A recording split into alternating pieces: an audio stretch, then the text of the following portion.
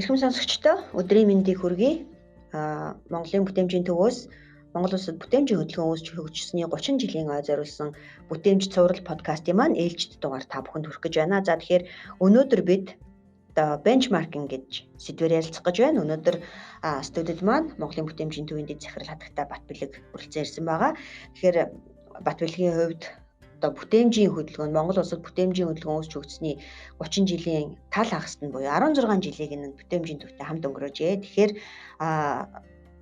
он дуустал явах олон удаагийн нэвтрүүлгийн маань туршид та бүхэнд өөрийнхөө мэдлэгээс бүтээмжийг хэрхэн түгээх вэ гэдэг талаар мэдлэгээ хуваалцж байгаад талархал илэрхийлье. За өдрийн мэнд хүргье. За өдрийн мэнд хүргье бүгдд нь баярлалаа. За тэгэхээр бенчмаркинг их хэлэхэд гоё юм шиг тийм ээ. Хүмүүс ингээд сонсонгуудаа их сайн мэддэг юм шиг ийм үг байна. Тэгэхээр яг бенчмаркинг гэж яг юу хэлээд байна? За бенчмаркинг гэдэг маань болохоор бүтээмж дэвшүүлэх нэг үндсэн арга маань нэг юм байна.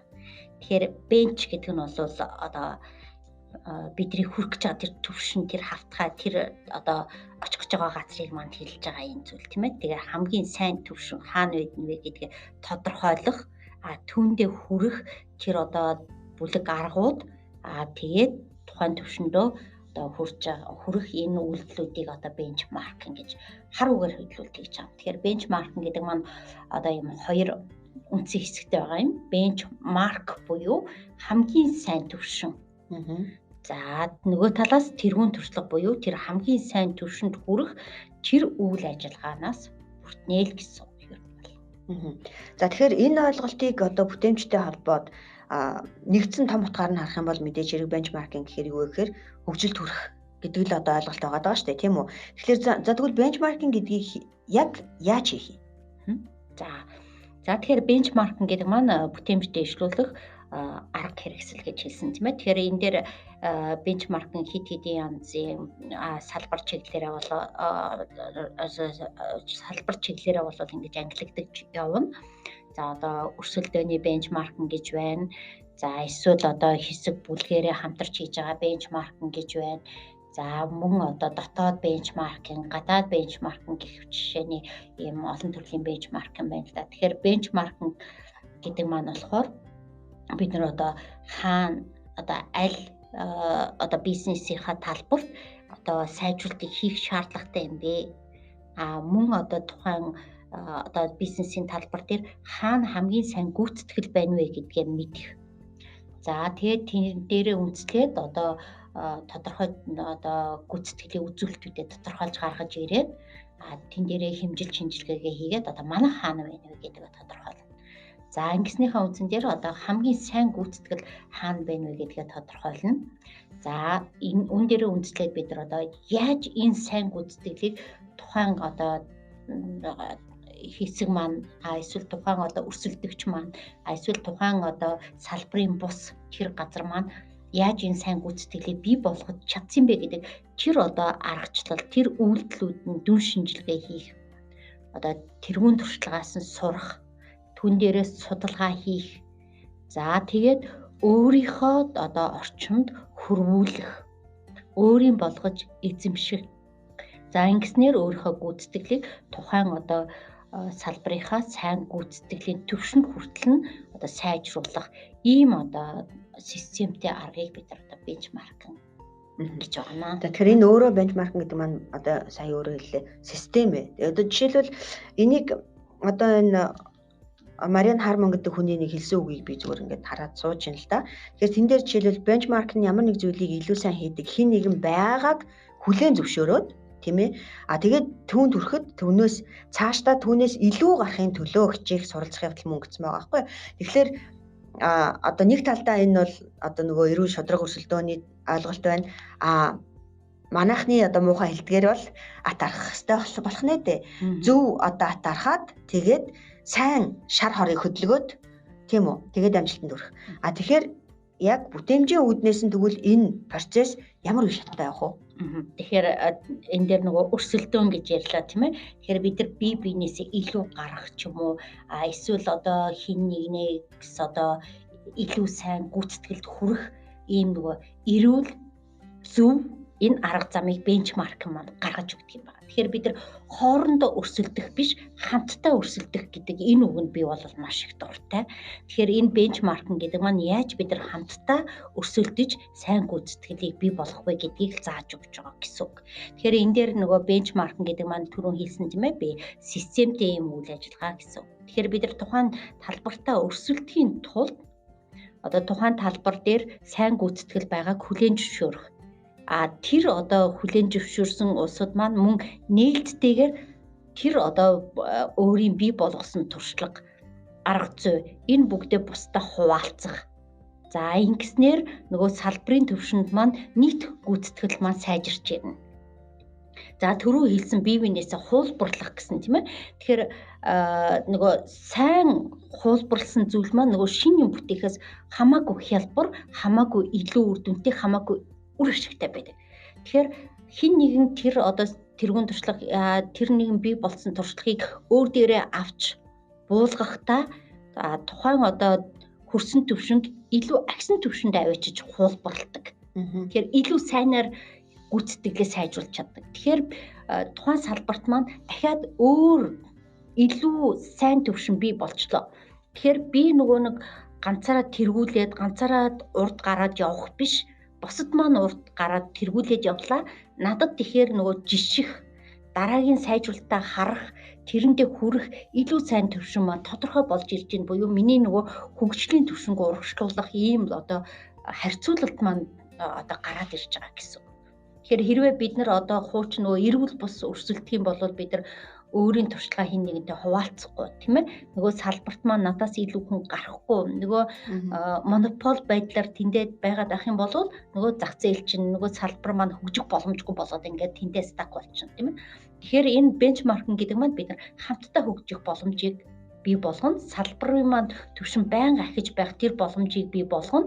Буцаад надад одоо аль төвшөнд хүрэх вэ гэдэг нөгөө илүү сайн одоо боломжийг надад бас гаргаж өгнө гэсэн ийм одоо эрүүл өрсөлдөөнийг бий болгож байгаа бенчмаркны давуу тал байгаа юм л та юм.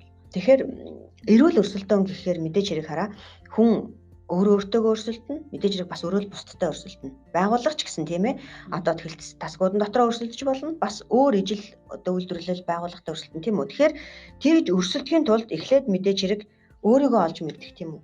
Дараа нь өрсөлдөхийн тулд өрсөлдөгчөө олж мэдэх, таньж мэдэх тийм ээ шаардлагатай. Тэгэхээр одоо энд юуг нь анхаарах вэ? За тэгэхээр бенчмаркингийн эхний үе шатанд хийгдэх зүйл маань болохоор бид нар дотоод бенчмарк буюу одоо дотоодоо бид нар одоо ямар төвшөнд байна вэ гэдгээ тодорхойлох маань маш чухал. Тэгэхээр бизнесийн үндсэн гол талбарууд дээр маань одоо аль талбар дээр нь бид нар одоо сул гүйцэтгэлтэй байна уу? Эсвэл аль талбар дээрээ бид нар илүү давуу талтай байна уу? Аль тал дээрээ бид илүү хөгжиж нөгөө нэмэн өртгөө одоо эрс сайжруулах илүү боломж байна вэ гэдгээ олж харах. Одоо энэ үйл ажиллагаа маань эхний төвшөнд хийгдэн гэсэн. За тэгэхээр яг бенчмаркинг гэдгийг ингээд одоо бүхэл утгаар нь олж харж чадаагүй байгаа хүмүүс хэрэг үүнийг сонсч ивэл за энэ бенчмаркинг гэж яг юу юм бэ гэж асуухад одоо би танаас хэд асуулт асууя л да тий. Яг бенчмаркинг гэж энэ мөн үү гэв. Тэгвэл мөн үү биш үү гэдгийг одоо жишээлбэл хэлж өгөл л доо. Жишээ нь хүмүүс ингээд бенчмаркинг гэж ярьж байхдаа бенчмаркинг гэдэг чинь бол өрсөлдөөний шинжилгээ штэ гэж ярьдаг. Тэгвэл энэ өрсөлдөөний шинжилгээ мөн үү? За нэг талаар бол энийг хэлж болно тийм ээ. Өрсөлдөөний шинжилгээг бол бенчмаркын дотор хийдэг. Тэгтээ энэ маань өрсөлдөөний шинжилгээ хийхин тулд бид нар бенчмаркинг хийж байгаа гэсэн үг биш л дээ. За бенчмаркинг хийхин тулд өрсөлдөөний шинжилгээ хийж байгаа гэж ойлгох нь тийм үү. За тэгвэл бенчмаркинг гэдэг нь зөвхөн зардлаа бууруулах арга хэмжээ гэж үзвэл. Тэгэхээр бенчмаркинг гэдэг маань түрүүн би хэлсэн тийм ээ. Энэ маань бүтээмж дээшлүүлэх үндсэн арга хэрэгсэл юм аа. Тэгэхээр нөгөө зардлаа бууруулах хэмнэхийн тулд бид нар энэ бүтээмжийг үйл ажиллагааг явуулж болохгүй гэж анх хэлсэн тийм ээ. Тэгэхээр энэ маань нөгөө бүх гүйцэтгэл одоо гол нэмэн үртгийг одоо нэмэгдүүлэх гол талбарууд дээрээ бид нар бенчмаркинг хийх болохоос биш зөвхөн одоо зардал тал дээрээ бенчмаркинг хийгээд яваад ивэл энэ маань бас их өрөөсгөл үйл ажиллагаа болно л доо. За тэгэхээр байгууллагыг өөрийгөө болон өрсөлдөгчөө судлаа гэж байна. Одоо яг тухайн салбарынхаа шилдэг байгууллагуудыг одоо өрсөлдөгч гэж эрүүлэр өрсөлдөхийн тулд судлаа гэж байна. Тэгвэл бенчмаркинг гэдэг ерөөсөө л ингээл байгууллагуудыг судлаад танилцаал эсвэл одоо дадлага хийгээд авахын нэр үү?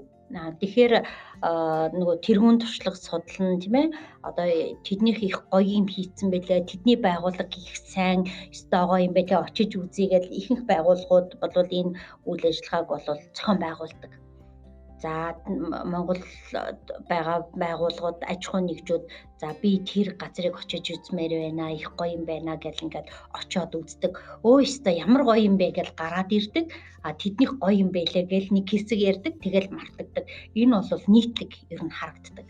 Тэгэхээр бид нар тэргуун туршлага судлах нөгөө бенчмаркинг хийх, харьцуулт хийх гэдэг маань ерөөсөө эцсийн эцэст бид нар одоо тэр нэмүү өртгөө нэмэгдүүлэх, өрсөлдөхөц давуу чанараа ахиулахын тулд бидний хийж байгаа тэр системтэй үйл ажиллагаа болохоос биш нэг газрыг очиж танилцах, нэг удаагийн нэг entertainment юм уу ийм үйл ажиллагаа биш юм аа л гэж хэлэх гээд байна л да. За тэгвэл яг ижил төстэй би танаас дахиад асууя. Олон одоо талаар тайлбарлуулах үүднээс. За тэгвэл одоо мэдээж хэрэг манайхаас илүү байгууллага тэнд байна.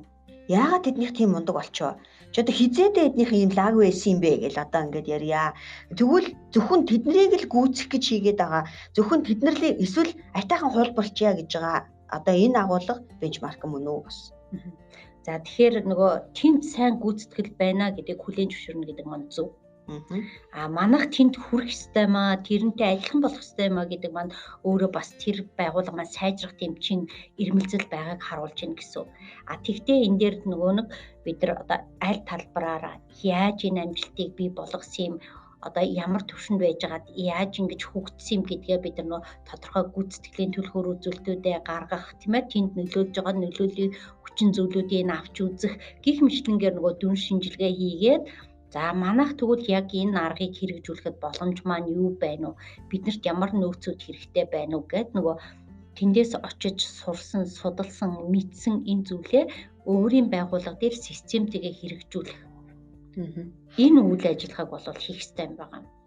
За бенчмаркинг хийнгуут л байгууллага дотор байгаа бүх одоо асуудал шийдэгдээд л тийм ээ. Тэнд болохгүй байгаа юм, энд одоо дутагдаад байгаа юм бүгдээрээ шийдэгдэнэ. Одоо бүхэл асуудлыг одоо шийдэх шийдэл гэж харуул. Тэгэхээр ерөнхийдөө бол бенчмаркинг маань тодорхой салбар, чиглэл, бизнесийн гол чиглэлүүдээр бол хийгддэг. Тэгэхээр энэ дээр бид нар бенчмаркинг хийхдээ бизнесийн одоо манай санхүүгийн тал дээр гүйцэтгэл ямар байна уу? Нэмэгдэх бий болж байгаа үндсэн процессын маань гүйцэтгэл ямар байна уу? Эсвэл хүний хөгжил, хүний нөөцийн энэ асуудал маань ямар байна уу? Гэх мэтлэнгийн одоо бизнесийн гол талбарууд дээрээ бид нар тодорхой чиглэлүүдээр сайжруулалт хийхин тулд бид нар энэ бенчмаркинг ерөнхийдөө хэрэгжүүлдэг байгаа. Мэдээж одоо системийг сайжруулсан юм уу, менежментийг одоо сайжруулсан энэ талаар бас бид нар бенчмаркинг илүү өргөн хүрээтэй бенчмаркинг хийж болно л доо. Тэгтээ илүү одоо чиглэсэн тухайн одоо бизнесийн гол талбаруудаараа гол чиглэлүүдээр бенчмаркинг хийвэл илүү үр дүнтэй байдаг. За ингээд эхний одоо талбар дээрээ бид нар бенчмаркинг хийгээ сайжруулалтыг хийлээ. За дараагийн төвшөнд одоо бид нар одоо хүний нөөц дээрээ сайжруулалтаа хий. За хүний нөөцийн талбар дээр бид нар илүү сайн болчлоо. За тэгвэл одоо материалын одоо ашиглалт тал дээр бид нар илүү сайжруулалтыг материалын ашиглалт тал дээр энэ одоо аж ахуйн нэгж байгууллага илүү сайн байна. Тэдний туршлагыг авчирч өөр дээрээ хэрэгжүүлээ.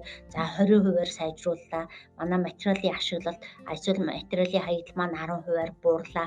Гэх мэтлэнгээр ингээд нэг тодорхой талбарууд дээрээ үе шаттайгаар одоо дистратайгаар бид нар ингэж бенчмаркинг хийж явах нь их зүйтэй байдаг. Өргөн хүрээтэй бенчмаркны одоо хамрах хүрээгээ маш өргөнөөр авчаад бизнесийн бүх талбараа авчаад ингэ сайжруулалт хийн гэдэг нөгөө бидний бас хүчин чадал хүрэлцэхгүй байх тийм ээ. Одоо нөөцийг тарамдах гих мэтлэнгийн ийм асуудал гарч магадгүй. Тэгэхээр бидний зөвлөж байгаагаар бол тухайн одоо талбараараа үе шаттайгаараа энэ бенчмаркны бас хэрэгжүүлж явал их зүйтэй байхаа л гэж бодож байна. Тэгэхээр салбараар гэхээр за жишээлбэл аль нэг хэсэг дээр нь үйлдвэрлэл байлаа гэж зөвхөн аль нэг дамжлага дээр нь асуудал гарчээ. Тэгвэл тэр асуудлыг шийдвэрлэх одоо маш хурдан хялбархан арга гэж үзэж болох юм уу? Ерөнхийдөө тэгж харж болно. Тэгвэл бенчмаркинг гэдэг маань одоо нэг удаагийн асуудал биш байх ёстой. Тэгэхээр тухайн бенчмаркинг хэрэгжүүлээ, тухайн асуудал дахиж гарахааргүй тэр одоо асуудлыг одоо залруулах тийм арга хэмжээг одоо бий болгож хэрэгжүүлсэн л байх шаардлагатай. Нэг удаагийн үйлдэл байх ёсгүй маа л гэж хэлэх гээд байна. Тэгэхээр угаасаа бүтээмж гэдэг өөрөө нөгөө тасралтгүй явц тийм ээ. Тасралтгүй байх ёстой гэдэг үднээс одоо бүтээмжийн агуулгаар харах юм бол бенчмаркинг гэдэг бол одоо тасралтгүй үйл явц гэж харах нь байна. Зөв үү? Тийм. За тэгэхээр за яг одоо энэ за тодорхойлчих. За зөвхөн энэ талбар дээрээ бид нар бенчмаркинг шаардлагатай байна гэж шийдчихье тий. За тэгвэл тэрийг яг амжилттай явуулах процесс одоо тэрийг амжилттай хийх хүчин зүйлүүд нь яг юу вэ? Тэгэхээр бид нар нөгөө өрсөлдөгчөө буюу нөгөө бенчмарка зөв тогтоох маань маш чухал байдаг. Тэгэхээр яг одоо энэ харьцуулт хийж болохоор байгууллага мөн үү биш үү? Энэ маань харьцуулт хийгээд бид нар тэр одоо арга аргачлалыг өөр дээрээ буулгаж чадах уугүй юу гэдгээ бас бид нар маш зөв сонгож тэр нөгөө бенчмарк буюу нөгөө харьцуулт хийх партнер байгууллага сонгох маань маш чухал байдаг. За тэгээд том байгууллага бол илүү ижил төвшний байгууллагатайгаа одоо харьцуулт хийх, жижиг дунд үйлдвэрлэлийнхэн жижиг дунд үйлдвэрлэлтэйгээ хийх гэх мэтлэнгээр за хүний нөөцийн хувьд бол бас салбараас гадуур бид нар харьцуулт хийх боломжтой байдаг тийм ээ гэх мэтлэнгээр за мөн зөвхөн дотоодоо бид нар харьцуулт хийхгүйгээр гадны байгууллагуудтай тийм ээ олон улсын одоо ижил төрлийн одоо үйлдвэрлэл явуулж байгаа газруудтай одоо харьцуулт хийх гэх мэтлэнгээр бид нар бас илүү өргөн хүрээнд нөгөө бенчмарка судлах, хайх энэ ажлуудыг бас хийж одоо зөв одоо партнероо сонгох нь их чухал л да. Тэгээ нөгөө талаас нөгөө бидний харьцуулт хийж байгаа тэр бенчмарк буюу тэр одоо сайн тэргуун туршлагатай байгууллага маань бас нээлттэй өгөгдлөө бас ижил одоо төвшөнд боловсруулалт хийгээд харьцуулт хийх ийм одоо боломжтой байх хэрэгтэй юм байна. Тэгээд нөгөө одоо бидний одоо сонгож авсан газрууд маань тэр өгөгдөл, тэр дата, тэр гүйцэтгэлийн төлхөөр үзүүлэлтээ яг биднэртэй адилханаар боловсруулалт хийдгүү тийм ээ. Тэр датанууд нь боломжгүй ийм байх юм бол бас бид нар бенчмарк хийхэд бас төвөгтэй ийм саад бэрхшээлтэй байх боломжтой. Тэгэхээр энэ бүгдээр л бас анхаарч ажиллах шаардлагатай л да. Тэгэхээр партнероо зөв сонгох тухай өөрөө яриад байна тий. Тэгэхээр өөрөөр хэлбэл партнер сонгоно гэдэг чинь цаад байгууллага тийм үү? Одоо манай тийм ээ очиод туршлага судлах гэж байгаа газар өвний хүлээн зөвшөөрөөд бас хамтарч ажиллахыг одоо хуулийнхаа хүрээнд гэдэг юм уу эрх зүйн хүрээнд ямар нэг асуудал үүсэхгүй байх хэрэгтэй болно да тий. Тэгэхээр энэ бенчмаркингийн код гэж нэг юм яригадах юм. Тэгэхээр энийг одоо яг юу гэж ойлгох вэ? За тэгэхээр энэ нөгөө бенчмаркинг хийж байгаа үед бид нар нөгөө өгөгдлөө нээлттэй хуваалцах тийм ээ өөрсдийн ноу хавгаа нээлттэй хуваалцах ийм асуудлууд яригддаг. Тэгэхээр бид нар бизнесийн нөгөө ёс зүйн код болвол энэ дээр яригдана гэсэн үг. Тэгэхээр нөгөө бенчмарк хийж байгаа талууд маань одоо харилцан тохиролцоо тийм ээ одоо ёс зүйн хувьд бид нар одоо ийм дүрмийг баримтланаа. Одоо энэ одоо нээлттэй өгөгдлийг цааш нь задруулахгүй байна. Зөвхөн тухайн үйл ажиллагаагаа сайжруулахын тулд энийг маань хэрэглэнэ. За ингээд зөвхөн одоо гүйцэтгэлээ сайжруулахад хэрэгжүүлэх юм аа. Мөн одоо өгөгдөл датагаа бид нар нээлттэй хуваалцнаа гэх мэтлэнгээр ингээд хоёр талаасаа тохирч байж энэ нөгөө бенчмарк үйл ажиллагаагаа явуулах хэрэгтэй. Тэгэхээр энэ одоо бенчмаркинг удирдан явуулах код гэдэг дотор одоо жишээлбэл бичгээр тэр бүх процесс бичигдэж хянагдаж явах хэрэгтэй юу? Тэгэхээр энэ дээр нөгөө харилцан гэрээ байгуулах, эсвэл бенчмаркинг хийж байгаа тэр бүлгүүд маань одоо тэр тэргуун туршлага хуваалцах бүлгүүд дотроо баримтлах тэр дүрмээ гаргаж ирнэ гэсэн үг. За ингэсний үдэн дээр бид нар нөгөө мэдээлэл хуваалцах хамтарч одоо гүйцэтгэлээ сайжруулах энэ үйл ажиллагаагаа явуулна гэсэн үг. За манай улсын тэгэхээр одоо бүтээмжийн төвийн Монголын бүтээмжийн төвийн үүднээс одоо туршлагаас үзэхэд манай улсын хэмжээнд ийм амжилттай хэрэгжүүлсэн бенчмаркингийн туршлагууд ер нь одоо таны санаж байгаагаар байна уу? За тэгэхээр ерөнхийдөө бенчмаркинг гэж нэрлэегүй ч гэсэн тэрүүн туршлага судлах энэ үйл ажиллагаанууд бол маш өргөн хүрээтэй явдаг. Бид нар одоо жилдээ 3-4 удаа одоо энэ бүтээмжийн талаар амжилттай ажиллаж байгаа тэр байгууллагуудын тэргуун туршлагаас судлах ийм одоо үйл ажиллагаануудыг зохион байгуулж явдаг. За ингэхдээ тухайн байгууллагатаа бид нар одоо албан бичгээр хандаад ийм чиглэлээр бид нар одоо тэргуун туршлага судалъя. За энэ талаар одоо мэдээлэл хуваалцаач. гэд ингээд хүсэлтэд явуулаад очих байгууллагуудынхаа одоо мэдээллийг бас хуваалцаад за тэр байгууллагууд маань тухайн байгууллага дээр очиод тэрүүн туршлагаас нь судлаад за энэ одоо сайн одоо гүйцэтгэлүүд байна. Энийг байгууллага дээрээ хэрэгжүүлье гэд ингэж явдаг. Ийм одоо тогтсон үйл ажиллагаа бол байгаа. Тэгэхээр ихэнх байгууллагууд бол очиод тэндээс авсан тэрүүн туршлага хамгийн сайн гүйцэтгэлийг бол байгууллага дээрээ одоо буулгах тийм ээ.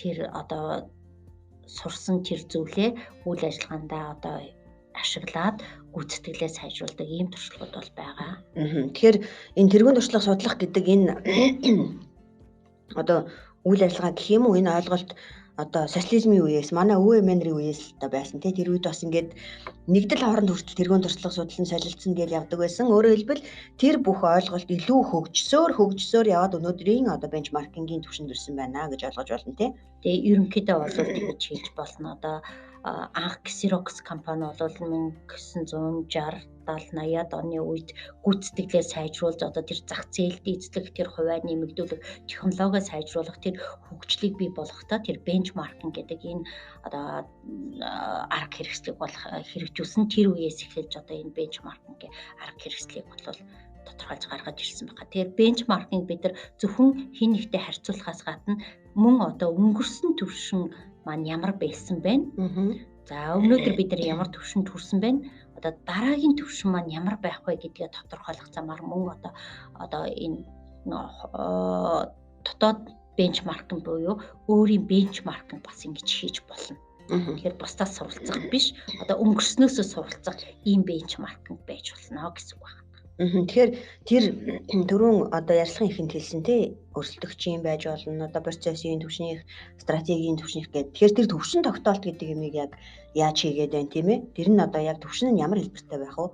За тэгэхээр түвшин тогтоолт буюу бид нар ямар түвшинд байна, хамгийн сайн түвшин хаана байна вэ гэдгээ тодорхойлохдоо бид нар дотоод одоо түвшин тогтоолтоо хийж болно тийм ээ. За дотоодоо жишээлбэл одоо манай одоо юу байдгийг байгуулгын маань одоо аль хэлтсээр хамгийн сайн одоо бүтээмжийн гүйцэтгэлтэй байна уу? За тэгвэл одоо хамгийн одоо хоцорч яваа бүтээмжийн гүйцэтгэлтэй хэлтс маань хаа байна? За тэр хоёр хэлтс маань хоорондоо одоо харилцан туршлага судлах тэр одоо арга гаргачлаас нь суралцах замаар ингээд нийт гүйцэтгэлээ сайжруулж болно. За нөгөө талаас өрсөлдөгчийн буюу ижил процесстэй ижил үйл ажиллагаа явуулдаг нэмэн үртэг бий болж байгаа процессны ижил ийм байгууллагууд маань тухайн одоо шугам дээрээ тухайн одоо үйлдвэрлэлийн үйл ажиллагаа дээрээ гаргаж байгаа тэр тэргуун туршлагаатаас одоо хамтарч одоо бенчмаркинг хийх замаар гүйцэтгэлээ хамтарч одоо нэмэгдүүлэх ийм боломж байж болно. За нөгөө талаас ажил үүргийн буюу одоо уул уурхайн компани хүний нөөцийн одоо хэлтс байлаа. За одоо мэдээлэл технологийн компани хүний нөөцийн хэлтс байна. За эдгээр бол хүний нөөцийн одоо чиг үүргийнхаа хүрээнд бас тэрүүн туршлагаа хуваалцаад гүйцэтгэлээ сайжруулах боломжтой байх жишээтэй.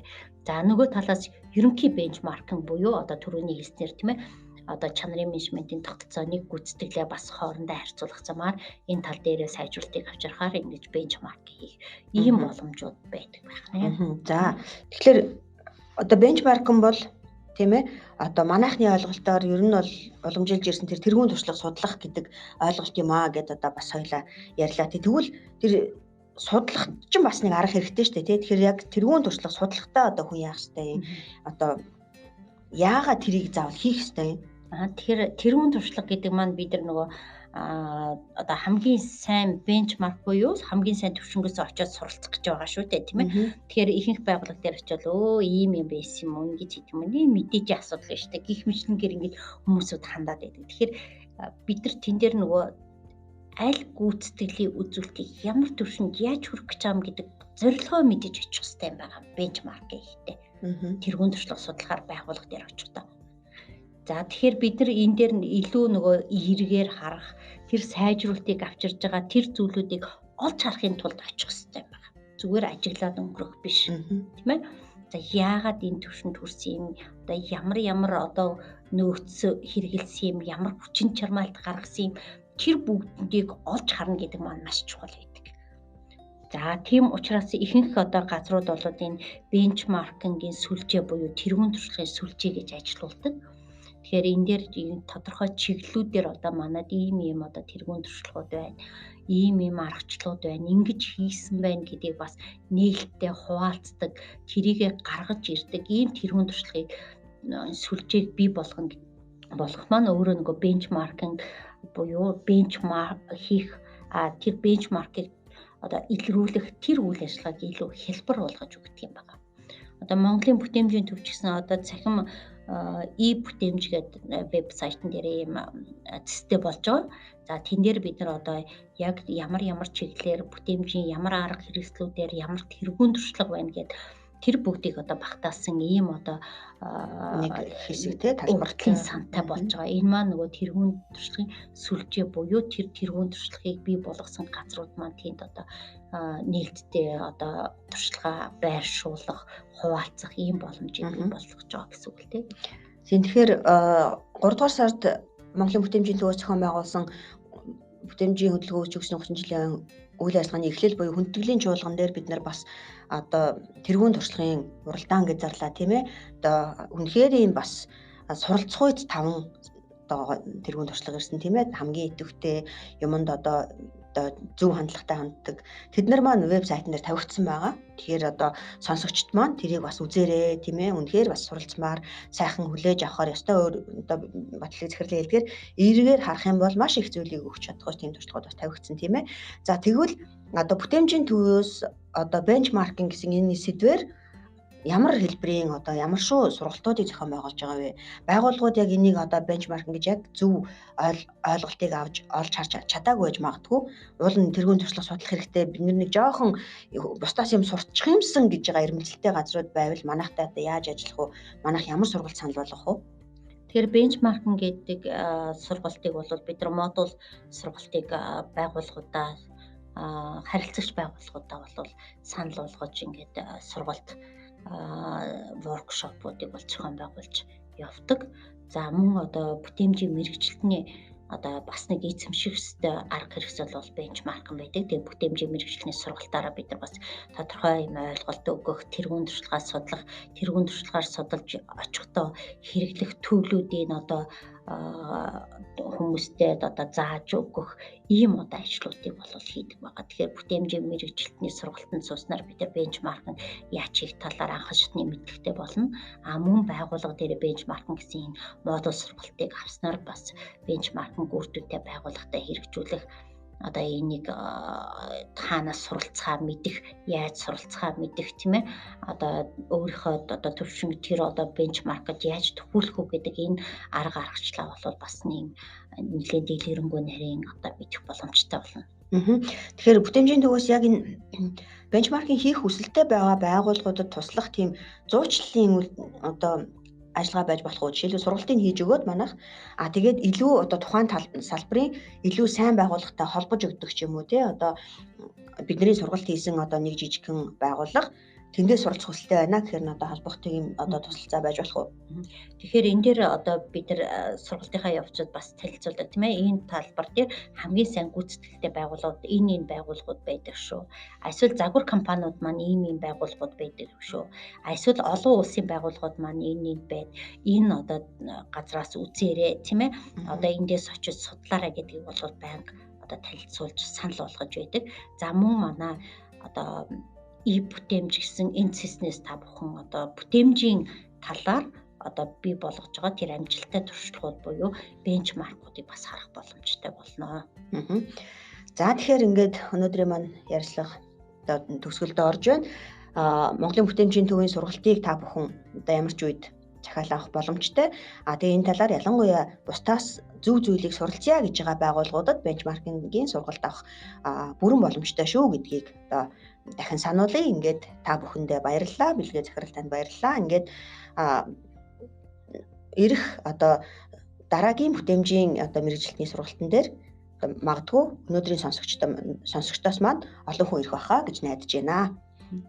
Баярлалаа. За ингээд та бүхэн өдрийг сайхан өнгөрүүлээрэй. Баяртай.